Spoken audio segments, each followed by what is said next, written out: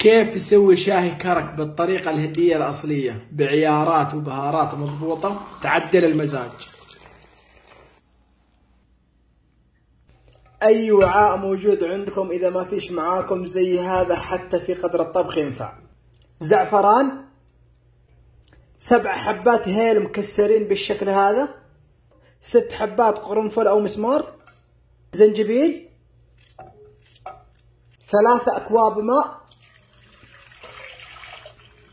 بعدين بتعرفوا ليش ذكرت لكم كمية أكواب الماء. سكر حسب الرغبة. بالنسبة للكمية هذه يحتاج لي 1.5 فنجان.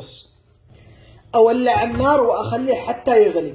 بالنسبة للمطيبات في شاي الكرك على حسب رغبتكم، ممكن تضيفوا الهيل فقط، ممكن تضيفوا القرنفل فقط، ممكن تزيدوا تضيفوا عليه قرفة ونجمة اليانسون، على حسب رغبتكم، على حسب النكهة اللي تشتوا تسووها. وإذا مثلا تحبوا نكهة الزعفران تكون أكثر تزودوا كمية الزعفران، تحبوا الهيل تزودوا الهيل، تحبوا القرنفل تزودوا القرنفل، على حسب الرغبة يعني.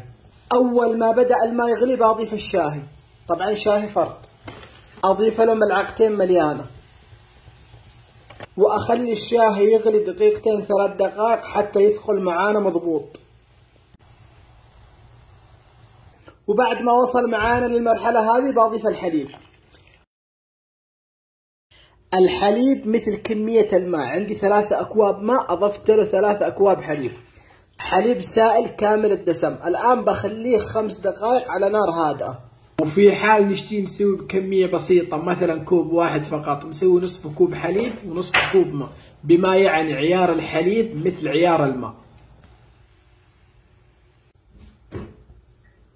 وهذا هو جاهز. الآن نطفي عليه النار ونخليه حتى يهدأ ونشربه أو نصفيه.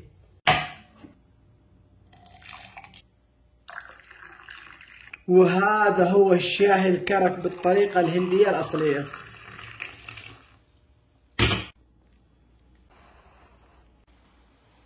جربوا الطريقة واعطوني رأيكم، ولا تنسوا مشاركة الفيديو ومتابعة الصفحة، والقاكم في وصفة جديدة، وفي أمان الله.